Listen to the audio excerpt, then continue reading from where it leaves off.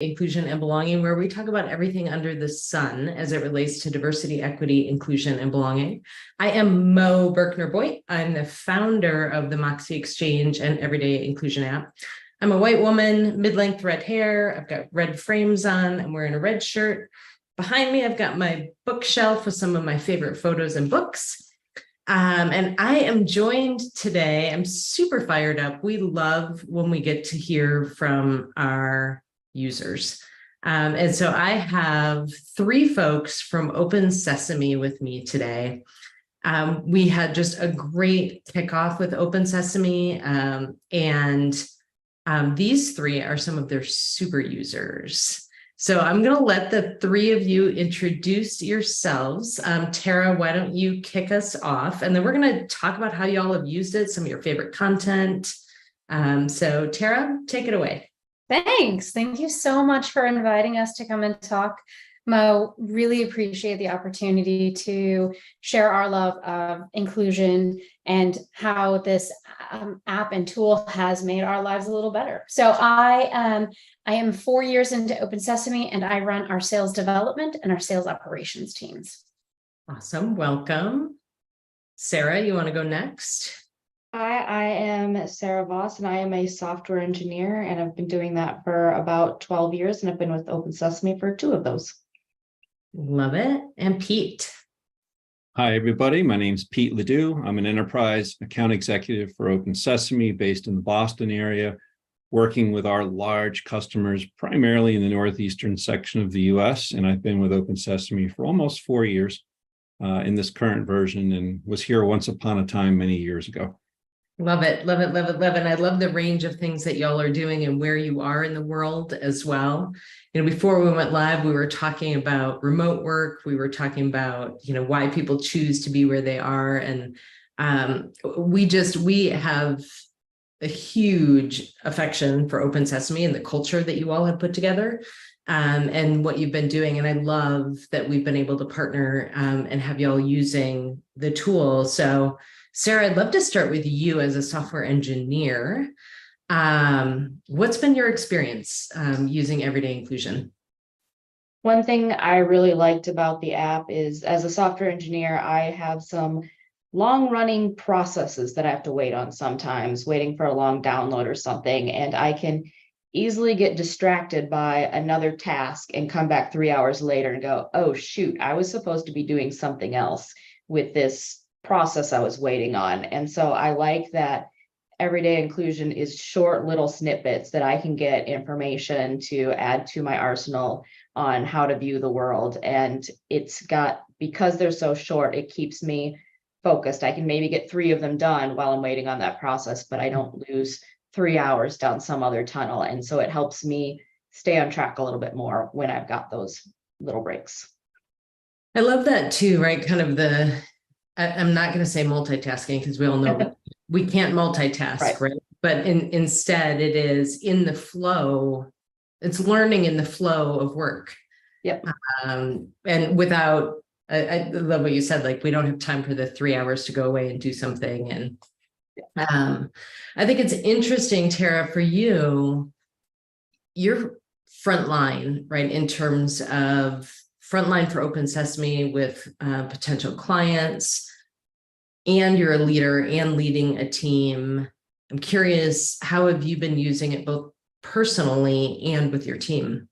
Yeah, absolutely. So for me, myself, I love the briefness of each of these learnings, the micro aspect of it, allowing me to have a 5-minute break, take a learning from my phone while I'm walking to make myself another espresso. But more than that, for the team, being able to utilize and really deeply understand how this technology, how micro learning impacts them, allows them to give a very personal story to prospective customers of how it can look like for them in meeting their goals and objectives, and being able to own that, not tell a story, not give a pitch, but speak a truth that they've a lived experience, always carries more weight and is far more profound. think that's really interesting too, right? Like instead of it being something canned, it's something, here's something that I literally have experienced myself, that I'm doing myself, that I'm and just the, we know the neuroscience of the nudge. So I think it's different when you're talking about the neuroscience of the nudge versus like, well, here's how it impacted me. The street cred with potential clients, I think, is a pretty cool thing there. Pete, as enterprise sales, right? We know that in enterprise sales, in one deal, you might be talking to 10 different people, right? And at different places in that sales cycle as well. And a part of what we have in Everyday Inclusion is our inclusive selling module. And I know that that's something that you've leaned into. And when we were chatting for the session, you were saying, I've been doing this for a long time.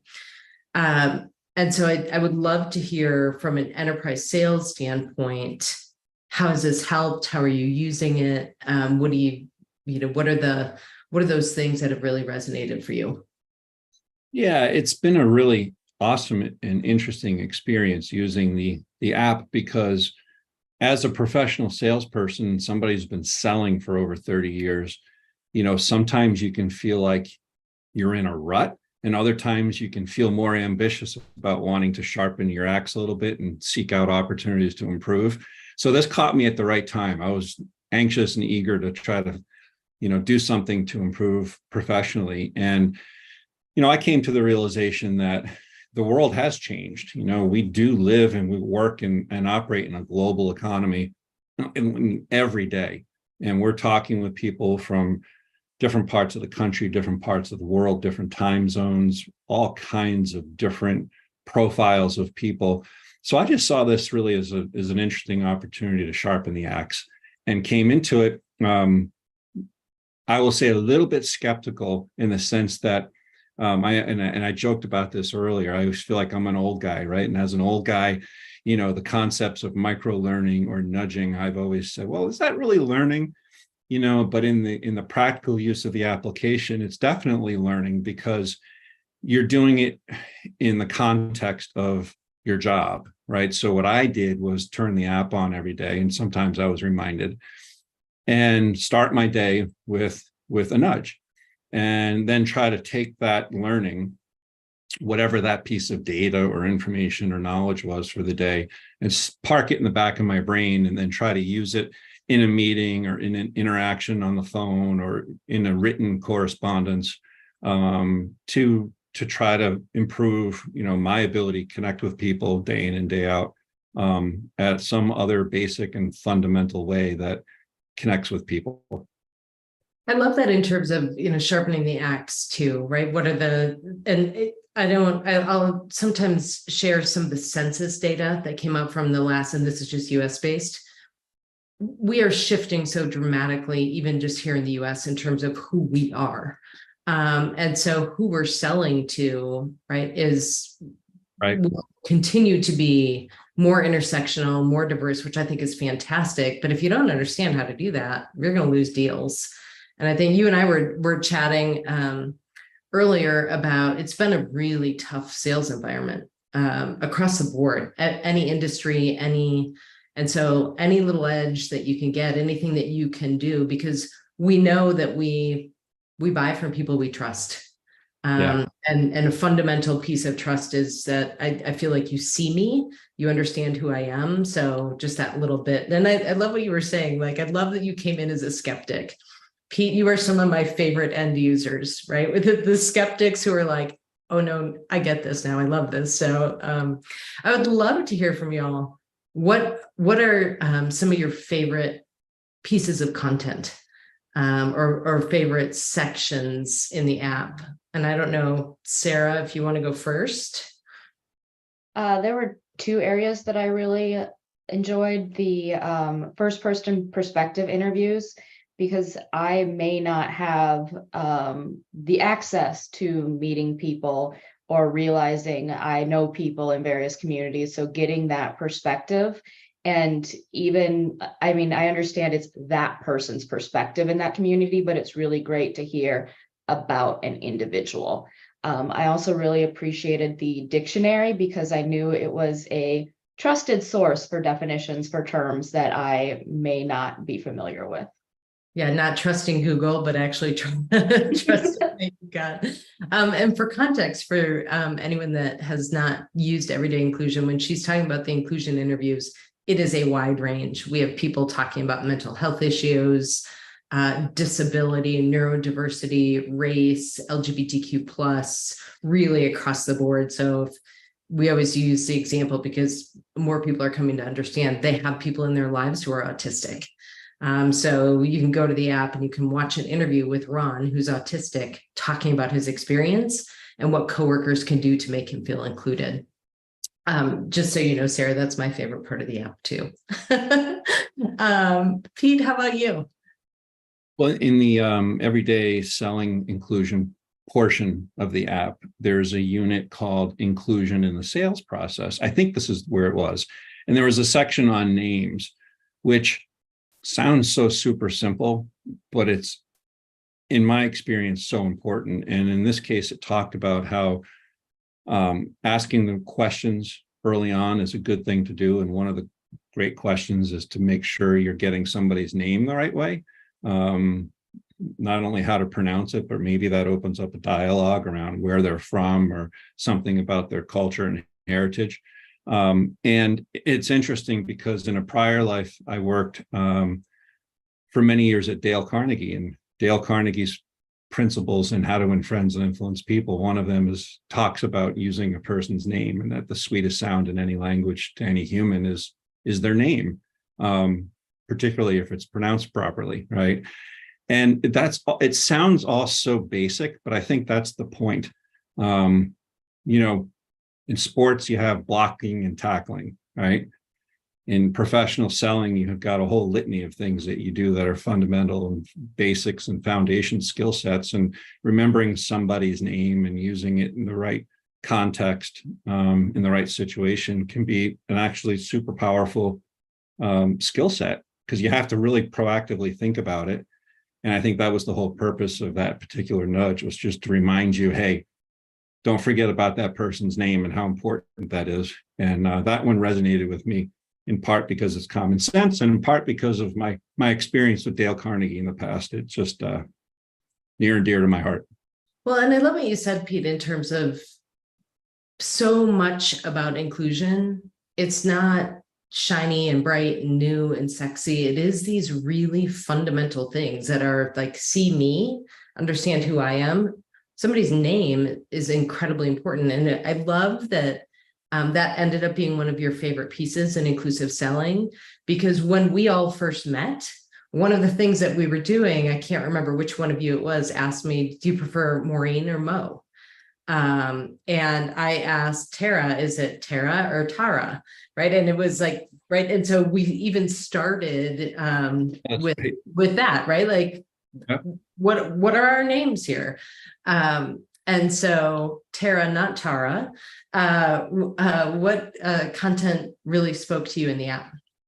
Yeah, so I took a re-walk around the app over yesterday and today, since we talked about it last, and I had forgotten about the calendars. And I had forgotten how impactful, when I first saw the calendar, I was like, oh, look, a singular place where I can recognize different moments in the life that are meaningful to the people around me. And bringing that back, refreshing that to me was like, wow, I have so many ways that I want to implement this to build inclusion across, my 20-person sales team, the small moments of inclusivity. Yeah. It's interesting. We've had, I can't tell you how many sales and marketing teams tell us that the calendar is really key to them.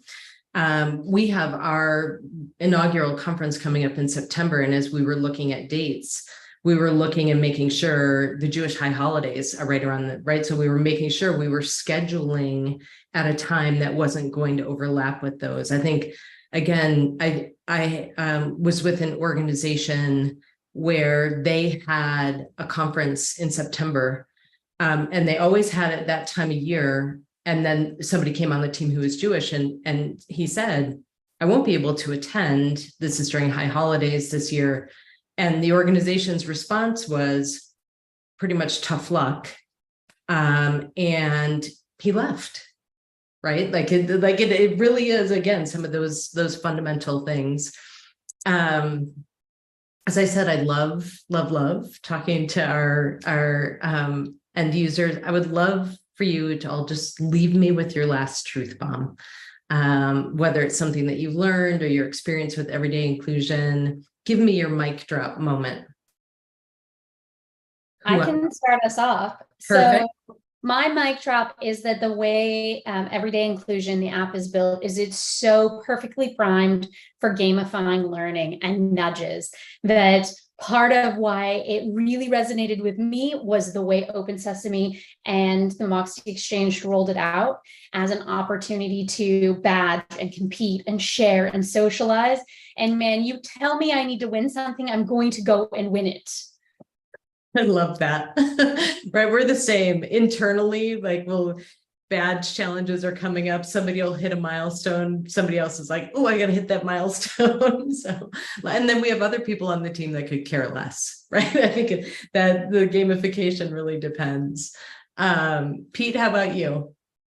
Well, I guess this would be for all my fellow sales colleagues. And that is to remember that, selling really isn't rocket science. At the end of the day, it's just all about humans working with humans and making human connection. And the foundation for that and the root of that is really all about building trust. And the way you build trust and the way you interact with other humans is doing what you learned when you were in preschool. And that's simply treating other people the way you'd like to be treated. And I think if you can do that as a professional salesperson, you'll be heads and tails above many of your colleagues. Love that. All right, bring us home, Sarah.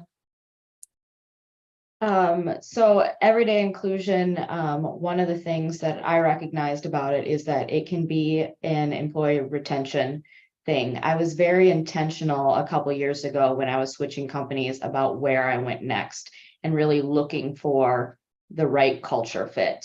And so Everyday Inclusion being rolled out at Open Sesame just kind of reiterated to me that this is why I came to Open Sesame, was for this inclusive culture. I love that. I love that, y'all. I appreciate you leaning in and doing the work. It is all of us, one nudge at a time, one learning at a time, one day at a time, the choices that we make. That's the ripple effect that creates a positive tsunami, that creates a more inclusive workplace culture and a more inclusive world. So thank you.